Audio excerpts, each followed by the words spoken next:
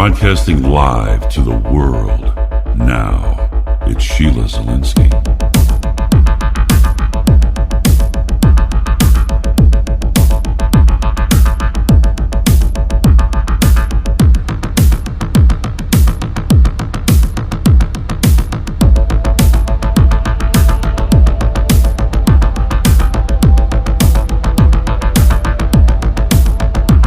The Sheila Zielinski Show, the only show to give you the truth behind the headlines, prophecy, and the deeper things of God.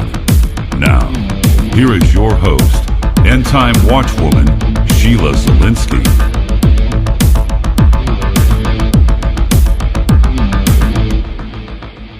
Hi, everyone, and welcome to the Sheila Zielinski Show for this April 13th, 2016 edition.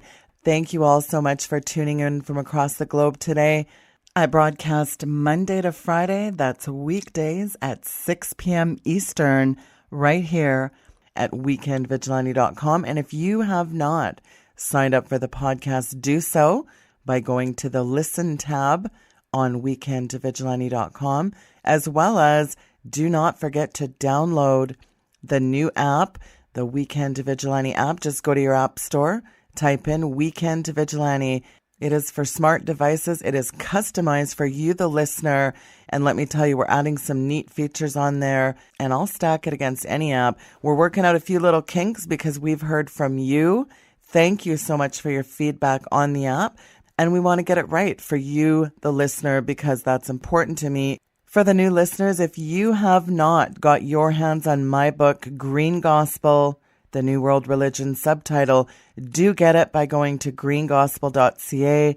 It is the most timely book. Dr. Timothy Ball, the renowned climatologist, did say this about the book.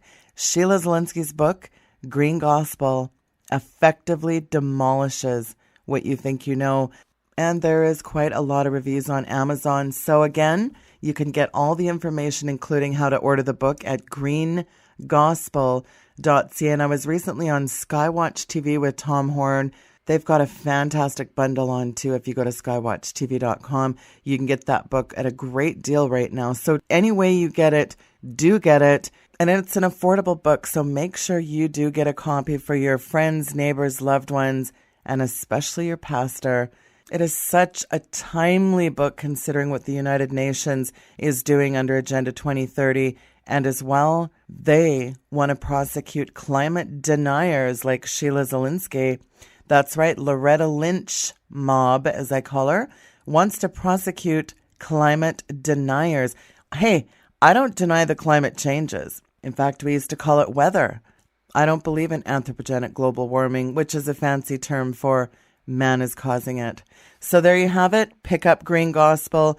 Very timely. It is so important because Christians are at war and they don't even know it. My guest today, I am very honored to have him on. I've wanted to have him on the program for a while. It is Brian Thiesen. He is a BC-based researcher, activist, and my kind of guy going up against the smart grid. He devotes his time to helping the public understand the ills of smart meters, the smart grid, and the overarching issues that you're not going to hear on the 6 o'clock news. He joins me today to break down the latest development with smart meters. I'm going to tell you, you can ask yourself this question, folks. Is your smart meter a ticking time bomb? We're going to find out. It is my pleasure to welcome to the program Mr. Brian Thiesen. Brian, welcome to the program. It is a pleasure to have you on. Thank you, and I am also honored to be on your show.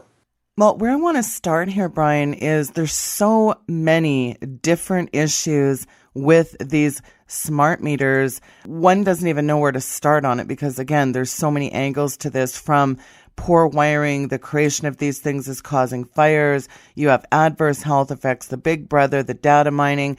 And we're going to get into all that. But where I want to start is walk us through some of the health effects of these things, because there's a lot of adverse health effects from these, aren't there? Yeah, there is. There's two key components to that, which would be the electromagnetic field potentials that they can generate due to the switch mode power supply.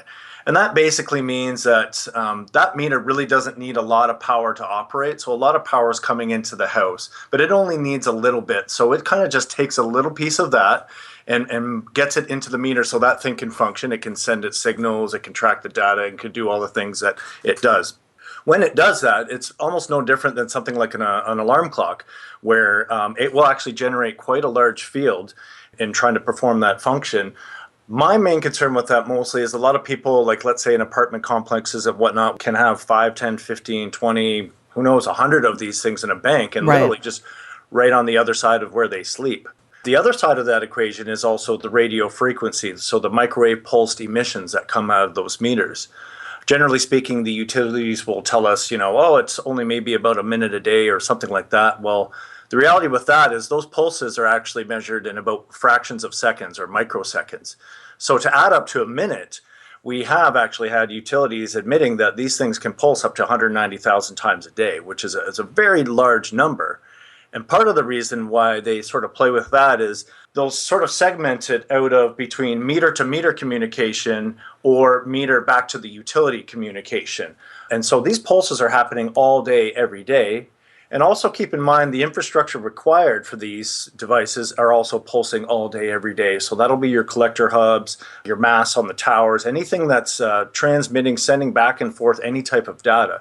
So isolated on its own, maybe not the worst thing ever, obviously not good, but when we start compounding all the radio frequency and EMFs that we're experiencing in our lives, it gets to be a part of an issue where we're all of a sudden overloaded. I know that I just went back to Kamloops, BC the other day. I hadn't been there for quite a while to do a presentation. And I noticed 4 or 5 more towers that weren't even there literally 7 or 8 months ago. And all of this stuff is part of this whole data gathering complex, if you will.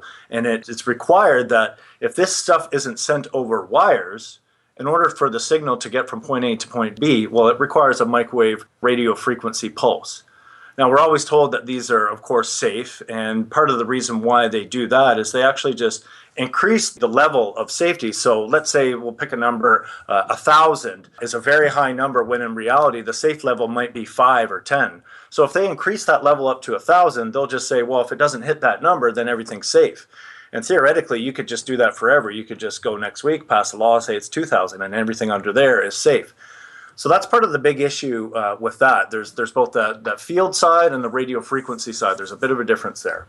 Right. Yeah, that's good. Because, of course, we know these smart meters, they employ this switching mode power supply that generates really high levels of electromagnetic frequency. And when you think about our nerve impulses, our body's electromagnetic energy field, the chemical processes in our nerve cells, our brains, our nervous system, the whole human electrical system, this stuff is wreaking havoc on that. And that's frightening, isn't it? Indeed, because think about it this way. If you had 60 hertz going into your computer or any of your appliances and someone said, you know what, why don't you just do 65 and just do this continuously, or 69 or 43 or something like that? Well, you'd say you're not compatible. The device is not compatible with that. So no, that makes no sense. Well, you and I sitting here talking right now, our bodies are going to be operating roughly, let's say 8 to 20 hertz. So with something like, let's say, a cell phone, you put that thing up to your head, that you can be getting, or a cordless phone, anywhere from 938 million hertz spikes to up to 6 billion hertz spikes. So that's basically vibrations per second. So you can measure your body that way.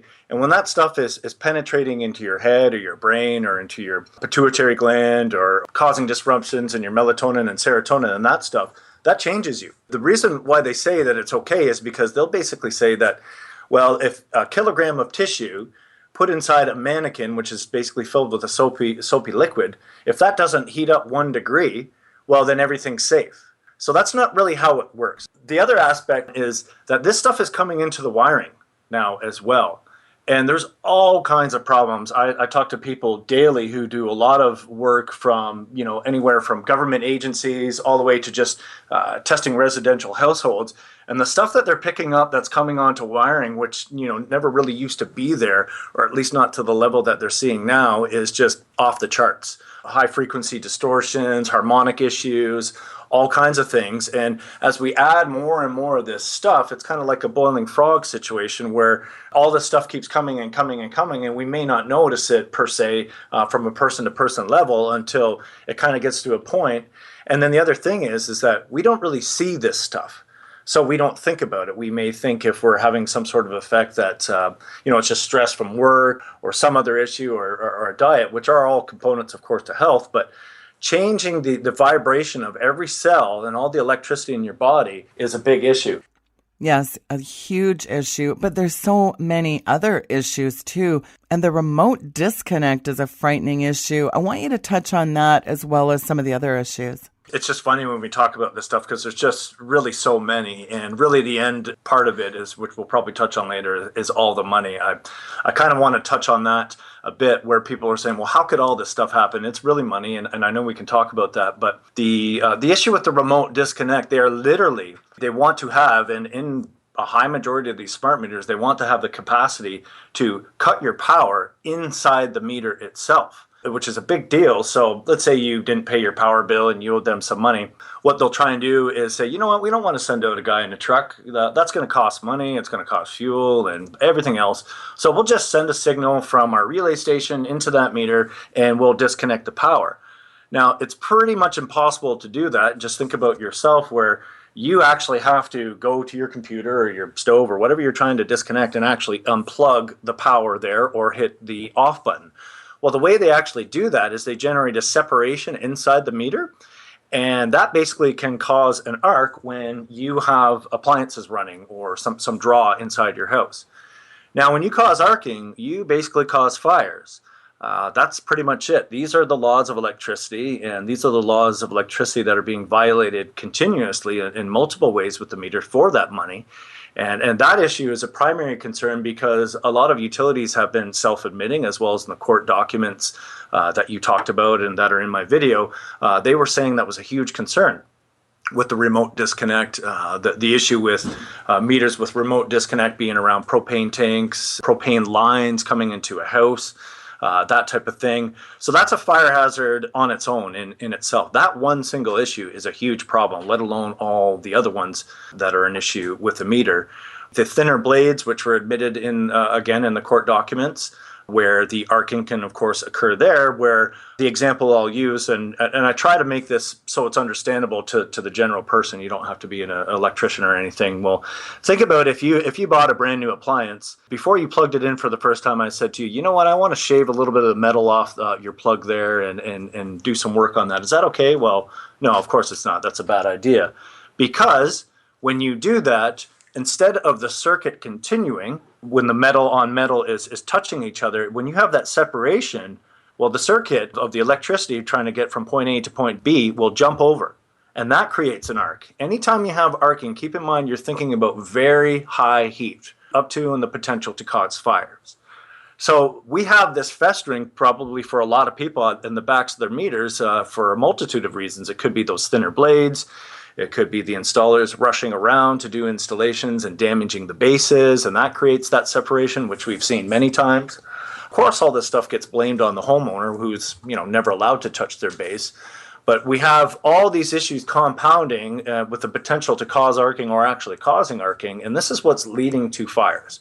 Yeah, well, the fires, that's a really good example of one of the huge problems. And of course, we know that Sask Power, they had a $500 million recall. They had to swap out over 100,000 meters. You have census meters all over Ontario. The Electrical Safety Authority there ordered them to remove all of those meters, over 6,000. And some reports are saying as high as 15,000 meters across Ontario are having issues. You have these issues in Illinois, California, Texas, Virginia. We've got such a plethora of wiring issues, high voltage surges, fires. Fires are a huge issue. So give the listeners more of an overview of what is causing these fires. It's tough to, I guess, impose something on each situation. If it's a fire, just like if the fire department's going to go to a house and they're going to do an investigation, and it's not exactly the same thing each time. Truly, I believe it's just a compounding of all these types of issues. We have the potentials for corrosion at the bases from exposure to higher electromagnetic fields and radio frequency. BC Hydro has admitted that this can be an issue now that actually in Kamloops, where you're at, they've gone around and starting to replace some of the metal poles there because the advanced corrosion that can happen due to those fields. Now, I brought this up before in some of my older videos, and I kind of let it sit aside. And then here we have hydro admitting that very same thing. There's U.S. Air Force studies from, I believe it was Akron, where they were showing this. That's also an issue. So you have this corrosion, and again, that prevents the circuit from operating the way it needs to be. So that can cause issues as far as arcing is concerned.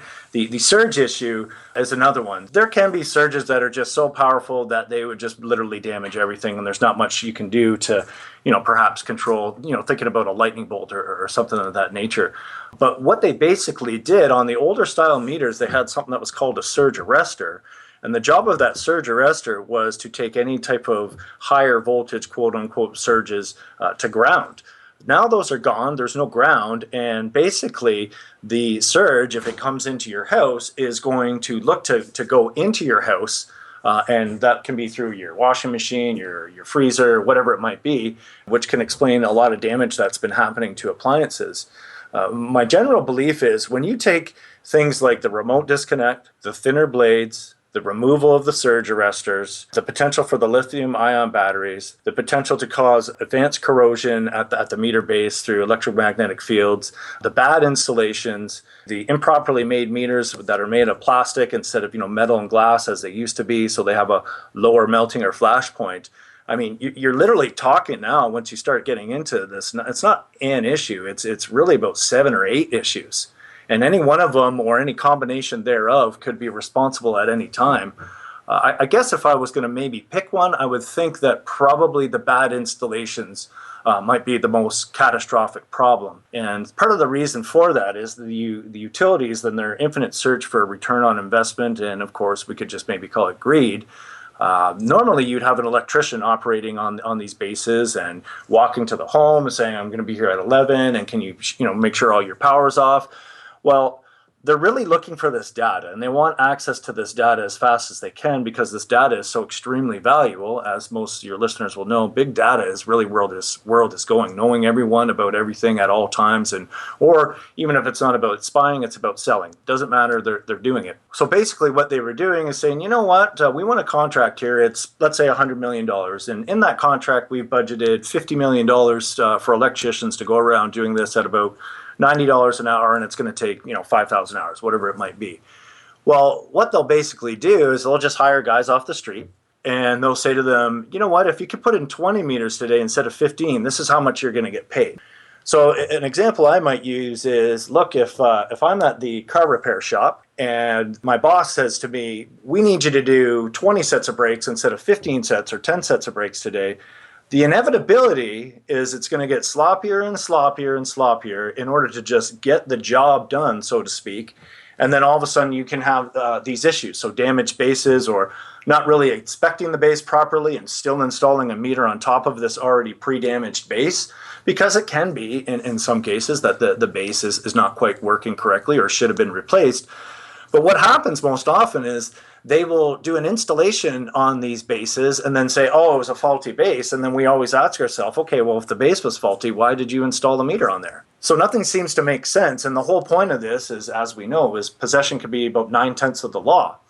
So they're the ones that, they claim they own the meter, which means they own the data that comes out of the meter and so on and so on. So if it's the meter that's at fault, or the utility or the installer or anything in between, then they're the one that's liable. And this is what these companies always try to avoid. Deny, deny, deny, and shift blame and default everything onto the homeowner. And I think this is the biggest overall cause is really that we see in society, is this overarching greed for money that I like to say that we're just collateral damage. And so long as there's not too many fires to override the amount of value of the data they're going to collect, they just go on with it. Yes, well, they go on with it because we're talking about a $15 trillion data mining operation, yet you have all these court documents spelling out these problems. Well, take Pennsylvania, where you have hundreds of thousands of these meters. They have over voltage issues, story after story, with this plethora of problems. And yet, as you said, they just go on with it regardless of all these issues. It's the cumulative effects of all this that's the huge issue, isn't it? Yeah, well, it's money. When you talk about data, again, everything is data. And I don't even know if most people, even inside that industry, sort of except for maybe, the select few at the top who always seem to pull the strings, really know where this is all going. I don't even think even utilities know how to process all this data and all this. They just know there's some value somewhere down the line if they can know what you're doing, where you're going, what you've turned off and turned on. And, again, there'll be the people out there saying, oh, conspiracy this or that. The fact is it's happening. Your belief system is almost irrelevant. It's going on. There's value there.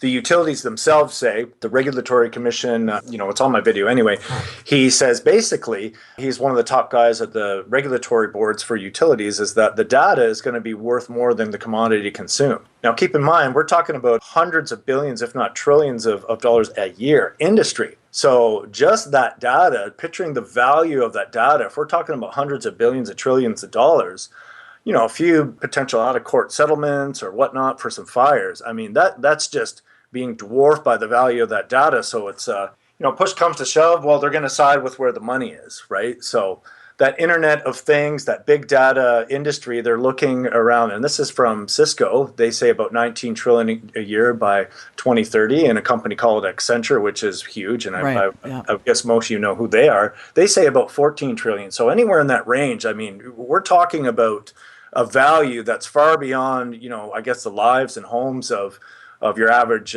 Canadian or American or global citizen. Right. Well, these court documents have come out on record saying, yeah, they've acknowledged these problems, but hey, we're going to use these regardless of how many fires.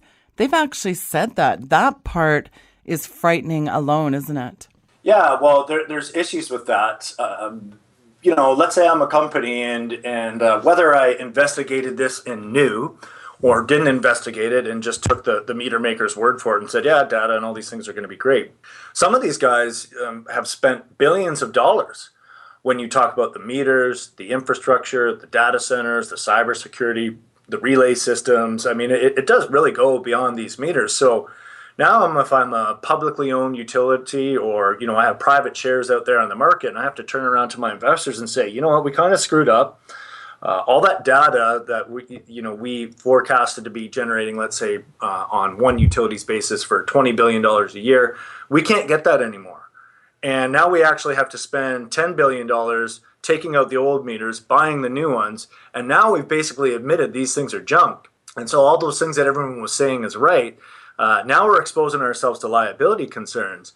We're talking about a lot of money here, and then all of a sudden the share market or the bond market says, whoa.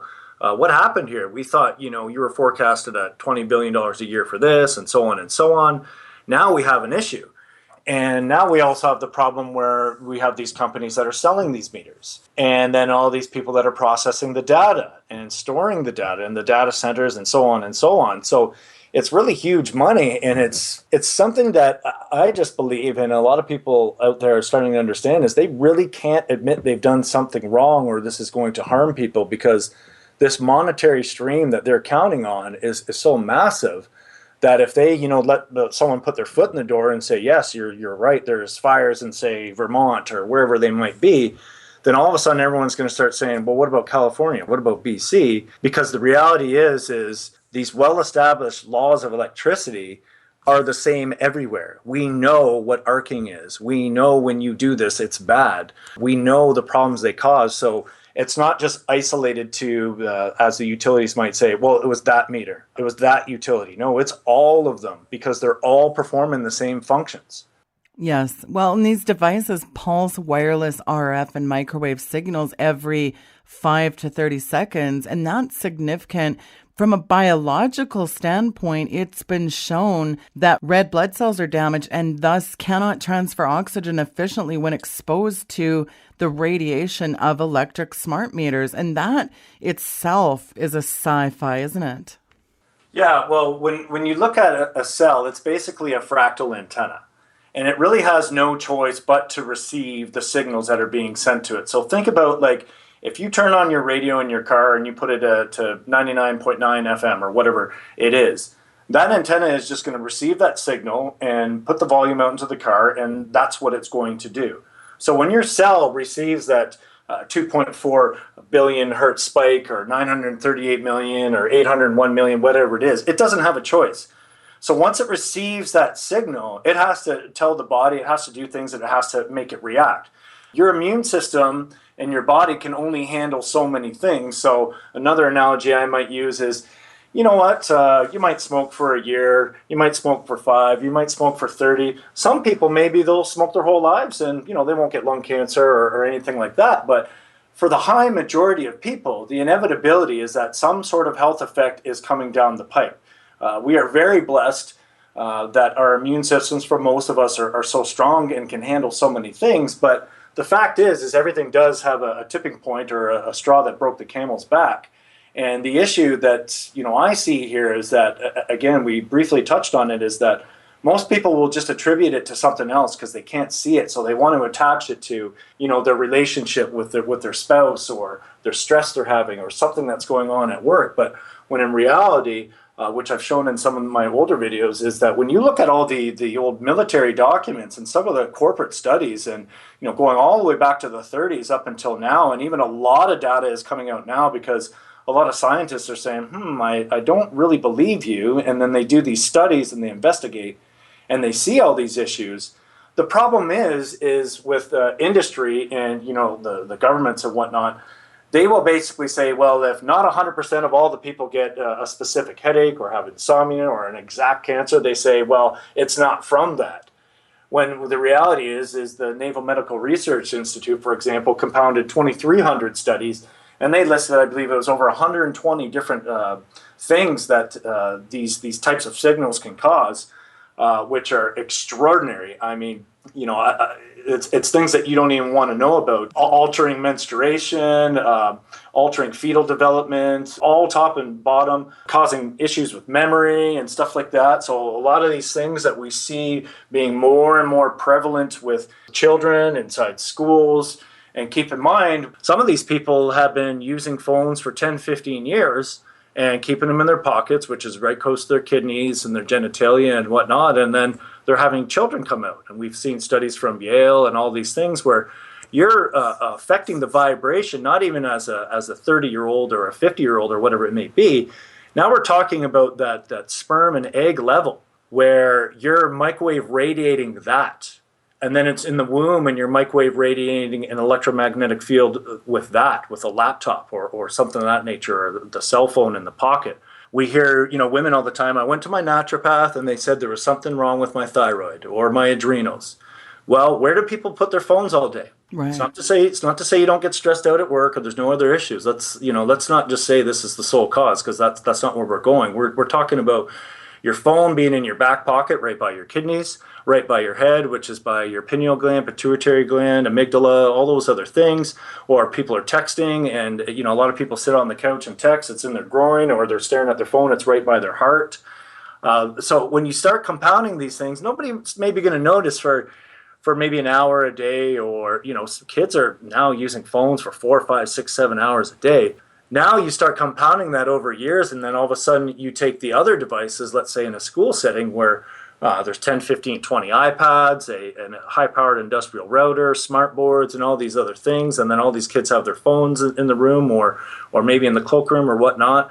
Now you're talking about compounding and making these exponential types of exposures, all different kinds of frequencies for 12 years in school. Now it's a big deal. Now it gets back to that smoking analogy, where maybe if you had a smoke here and there, or you did it for a year or something, now we start talking about if someone's 20 now in the next 15 years, that's 15 years of either self-inflicted exposure or forced exposure for, let's say, living 200 meters away from a cell tower or whatnot. Keep in mind that electricity is electricity, radiation is radiation, whether there's a sinister cause or it's just about money or, the full-on lack of knowing, which I don't think is possible, but, let's say there's that potential. It's happening.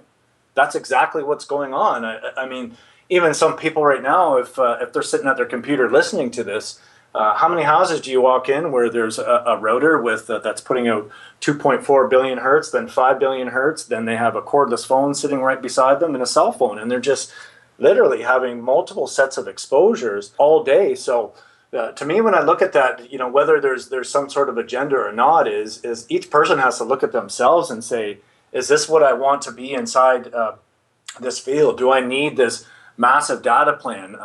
Can I maybe unplug my cordless phone at night if I'm not using it, or shut off my router, or perhaps reduce the minutes per day, week, or month I have on my cell phone, and not only thinking about it in this way, where I used to work in banking and see a lot of people's cell phone bills, and they were just through the roof. And that would always translate to me is that, wow, how much time did you spend with your kids instead of on that phone or whatnot? So here we are. If we say we're against these things, and I don't own one of those devices, but if we're saying we're against these things, then what we need to do is minimize the amount of energy that we give to these entities. Or if we're a parent, we might want to say, you know what, I recognize perhaps the role of technology in schools, but why does it always have to be wireless? Why do we have to expose our kids to these frequencies instead of having them inside the wires, which is the way it can be and it should be? Keep in mind, from an educational standpoint, they've done a lot of studies in schools and whatnot in various countries, and they found that this technology doesn't improve grades, doesn't improve reading capabilities or capacities, doesn't really improve anything. What it does do, though, is allows companies like Google and Cisco and IBM and whoever you want to name all up and down the spectrum to be able to access and gather data. I always like to say is that, if you're a teacher out there and you're listening to this, you really need to understand the money that's going behind slowly and virtually replacing you. And I know that a lot of people are out there right now saying, oh, well, technology won't take my job. And then next thing you know, it's like, well, less and less people are coming into the store and so on, and people's hours are getting cut and whatnot. The problem with teachers, this is not my problem, but the way the education system looks at it is that they can't track, store, memorize, and sell data. But an iPad can. Right. A smartboard can. And when you look at data profiling, if you can grab a child from literally the time they get out of the womb, and I explained in my latest presentation that I did, is that they actually want to know the data before the child's even born. Remember back in the day with McDonald's and the Marlboro companies, and really just trying to get people like right away. That's what they're doing. The Barbie dolls now have Wi-Fi tracking, recording of voices and everything. So all this data is so important. So do you think inside a school they're going to want to have a teacher that can mark tests and be personable and happy and deal with the social issues and whatnot? Or an iPad that can track yes and no answers and track everything about that child or that student moving throughout their entire school year? Now, keep in mind, the other side of that, too, is that, we have a lot of big pension issues and the potentialities for funding those. So that becomes very attractive for school boards to say, well, you know what, we can go from 16 teachers in our school to 11. And the vehicle to do this is these iPads and all these other systems. Now, the beauty for them on that is the fact that all those pension funds own shares in all those companies. So when we start looking at this, we start getting into an area where we need to understand where this technology is going and what it can do, because I know a lot of people just sit around and say it's great, and of course it does provide for us some conveniences and whatnot, but if you don't understand the money behind it and what they're really truly thinking be in the background versus what they say about it, being green, which it's not, or going for world peace, which is what Mark Zuckerberg says, all you have to do is share and all these things. And when you start looking at all these other components, the massive power usage that these data centers and everything require, the massive amounts of rare earth metals and damages, the e-waste and everything in between, you start understanding that the message that we're getting and what this is actually doing is far removed from, again, that message that they're trying to tell us. Absolutely. Well, and the data mining is overwhelming. The Big Brother privacy issue is a huge issue. And you have to ask yourself, why does an electric company desire our minute-by-minute electricity usage data? That's an interesting question. And then on the heels of that, you have another overarching issue of hacking. Who's accessing this data? Yeah, well, there's nothing that can't be hacked. And, utilities say we have this robust, we've used these white hats and black hats, and all these people with hats are in the background making sure our systems are okay. Well, no, because we can clearly say, United States government drones are being hacked. Like, if anyone should be secure, those guys should be. If they can't even do that, if we can't make sure our very basic systems, our other types of power plants get hacked all the time, what most cybersecurity analysts say is, what you try and do to stop a problem is don't create it. So that old meter, you can't really hack that. You could bypass the power per se, but you couldn't hack into that data. And this goes part and parcel with just about everything else, the health, the fires, the hacking, whatever. When we start looking at this data, it literally is either so valuable or so perceived to be valuable in the future that nothing else matters. If privacy was more valuable, they'd probably go down that road. If health was more valuable, they might go down that road. But the value is in that data. If I can know that you have X amount of kids and you've owned a pair of shoes for, let's say, 4 months, and in that time we know that specific model only lasts X amount of time, and Billy's growing at so many inches per year, and so on and so on. Like, this is how crazy it gets for these guys. And then all of a sudden, you have a smart appliance that has a little screen on it that can advertise shoes that are at this store, or you can do it for looking at health insurance purposes, or how about car insurance purposes, tracking how fast a car goes and doesn't go, who's driving, what age they are. I could go on for 4 or 5 hours about that. We don't need to, but the applications for this are just massive. And if I'm the one that's the first of the trough for the data, well, I get to sell it. So if I'm the utility, and I can say, hey, there's a family of 5 here. This is their age bracket. You're looking for this. You want to sell them an investment, or sell them milk from the store that's on sale. You want to put a little ad on their fridge. I can let you do that. And that's where all this value starts coming in. Or if you're, let's say, a government that wants to track people for whatever reasons, they'll actually pay for records of phone calls, the actual conversations.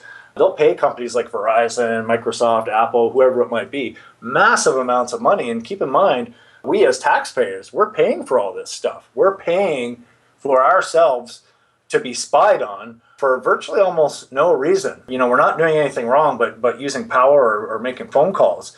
Of course, there's those elements in society that are always going to be causing troubles. But is it us that always has to suffer for that in order for those potentials to happen? I don't think that's right. Well, we're not only being bathed in a toxic stew of this stuff, but when you think of the geoengineering, the chemtrails, the GMO frankenfoods, chemicals like fluoride in the water, we're pretty much getting pummeled 6 ways to Sunday. So what are, Brian, some of the things the listeners can do to take back their power, pun intended? Yeah, well, for me, typically people may look at, democracy as I always say, it's not a day every 4 years or a day every 2 years, whatever it may be. Your vote is with your wallet primarily. Your vote is how you walk around, where your feet go to, and what you do. So, if we're against XYZ technology, we should try to at least reduce our use of it, or not feed that very thing that we want to go away. Like if we had a cancer, and if it was a lung cancer and it was caused by smoking, should we keep smoking? Probably not, and then we have to look at ourselves as making those choices. So if I'm a parent and I'm concerned about Wi-Fi in school, I need to step up and do something about that. I can't have this, what can we do? They're going to do it anyway. Well, yeah, they are going to do it anyway because they don't know that you care. Right. But if you care, and Johnny cares, and Dave cares, and another lady cares, and everyone starts getting together and saying, can we just hardwire these things, please? Can we do something else besides this? Then maybe the school boards or the teachers will get together and say, yeah, we're supported here. So it's really about where you put your money and how you act on a daily basis. We as a society and a people need to look at ourselves as being more responsible for what's going on. Sure, we would ideally, in a perfect world, have more politicians who would care about these things and understand them and look at them versus just trying to, perhaps collect a paycheck for a few years and go off with a nice pension or go into the private sector. But I think, we're in 2016 now. Most of us are aware enough to know that the high majority, or at least enough of a majority of them, don't really care. And so now it's starting to come back to us. How we spend, how we decide to do things, who we talk to, how we act when, there's a meeting in town, or there's perhaps a protest, or there's something going on. Do we decide to watch the football game or the TV show, or do we actually go out and participate and let people recognize that we're a part of a community and we want a solution, we want to change. I think at times we sort of take that way out where, hey, I voted for, like I always say, the red guy or the blue guy. Well, you voted for the blue guy 4 years ago, and that's why you voted for the red guy, and nothing changed then. So it really starts coming back to us and our choices and how we operate our lives on a daily basis. Absolutely. And I think the important thing you just said there was quit feeding the machine. If you don't like these things, then stop buying them. If you don't like GMO, quit buying it. But it is a huge, massive beast we're up against, especially when you consider the monolithic systems we're up against, like the power companies. Yeah, well, what we're going to be trying to do moving forward is looking into situations to hold them more accountable and liable. But really, in the end, again, it sort of just goes back to what I said. I mean, I know you have a lot of listeners. Imagine they all got off this show and they all wrote a letter to their power company and were persistent and showed up to meetings and did things and went to council meetings and sort of, I guess, harassed the utilities. The problem is they'll look at it and they'll say, oh, well, only X% of these people care, and they know that we might, a lot of people might gripe about it for a little bit, and then they just go on back to their old ways of, like I said, watching the TV or falling right back into those patterns. And they know this. They'll start off with a really huge problem. People will make a fuss about it. They'll back it off a little bit. And then over the course of the year, they're right back to that really huge problem, but everyone's fallen asleep and back to their Twitter feed or whatnot. So it's action. This is all action. If you're looking at yourself and saying, what can I do? Do anything besides nothing. Yes. It can be writing to the paper. It doesn't matter. If your energy is not going to anything, if you're not doing an action, you can't expect a reaction. But when you add up all the ones, they start to become tens. And when you add up the tens, they can become hundreds. And when you add up the hundreds or thousands, it's all these little things that it takes. If a community group has 40 people in it instead of 7, well, that's a huge difference. We need to look at ourselves and just say, you know what, I have the power here.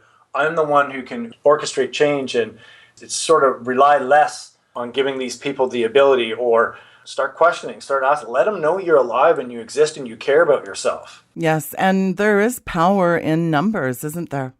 Yeah, I mean, that's where it's at. And, continuing to fight instead of giving up, I mean, our planet would be a totally different place if all those people, whether we want to look at a war or a civil rights situations or whatever, just said, yeah, whatever, someone else will do it. Let's just see how this unfolds without me having to do a whole lot that'll disrupt my daily life. Why do we have to have these large cable bills and these large data plans and all these other things? Or we're spending our money on things that'll damage our bodies, whether it's a phone or substances or whatnot. We really need to take our self-responsibility and look inside to say, is it better for me to spend $4,000 a year on this? Or how about I even just said, you know what, I'm going to get rid of that or reduce that, and now I have money for anything else that's going to be more positive. We need to start doing these small things. When these notices came around with the meters, or even now, if we continue to persist and fight and understand these issues and educate people about them, some people it's as simple as just passing on an email. Other people, they hand out flyers. Other people, they get involved and they become those leaders that they may never thought they were going to be in life. And that's what makes changes. That's what makes differences. At times we want to say, well, this specific action, and if you do this exact thing, it's going to work. And I don't know if we know that. I think we need to just start doing something. I agree. Do something. Find people in your communities that are concerned about these issues. Start coalitions. Start a group in your area. But do something. Take action. That's so important. Brian, in the waning moments, give out your information for the listeners and how they can contact you. Yeah, it's BC Freedom. I particularly in the past, it was more of a portal to stop BC Hydro from doing installations. We provided documents. I think now moving forward, I'm going to get more information out there about the data and the smart grid. As I said, I did a recent presentation, one in Vernon, BC and Kamloops, BC, where I move more into the sort of the show don't tell aspect with the slides in there, where I cover the finance, where the money's going, whether we're talking about carbon taxes or we're talking about big data and the power they use. Or the things they tell us. So all that stuff's going to be there. I think another great resource is the Take Back Your Power website. Josh is doing some phenomenal work there, and I know he's just wrapping out some stuff that should be available for everybody in all jurisdictions, whether it's Canada, the USA, some documentations regarding some legal things and lawful things that people can do. So my site is BC Freedom, and I think it's a great site, mostly because it's my site, so I have to say that. But also, again, as something that can provide that information for you so you can start learning. There's tons of great videos and resources online, doing your research, talking to your government officials, but that's my site, so bcfreedom.com. My email address is nobcsmartmeters@gmail.com, so if anyone's listening and perhaps looking for more direction or resources, nobcsmartmeters@gmail.com. Well, there's the email and the website, folks, bcfreedom.com. It's linked on today's bio. Brian, I want to thank you for all your work. Kudos for your dedication in this fight. It's incumbent upon us all to take action, not just shrugging it off.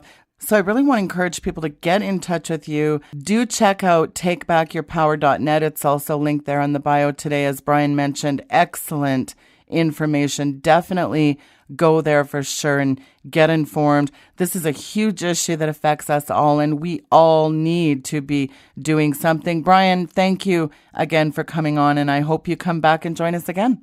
I hope so too. Thank you so much, and thank your listeners for listening. Thanks, Brian. Folks, that was Brian Thiesen from bcfreedom.com. The information again is linked on today's bio, April 13th. Do check out his information, as well as, again, takebackyourpower.net is an excellent site, so do bookmark that. Thank you to everyone that was patient the last few days while I was sorting out some very strange malfunctions in my sound equipment. Oh, there's always something. The good times. Hey, folks, if you have not signed up for my YouTube channel, do so. Go to weekendvigilante.com. Go up to the far right corner on the pink tab. Do sign up for that, because some of the shows come out before they even hit the podcast. And also, if you have not signed up for my free e-newsletter, do so. I'll be sending a bulletin out next week. And do like my Weekend Vigilante Facebook page and Twitter. Thank you all for tuning in to the broadcast tonight, folks. We'll see you tomorrow. Good night and God bless.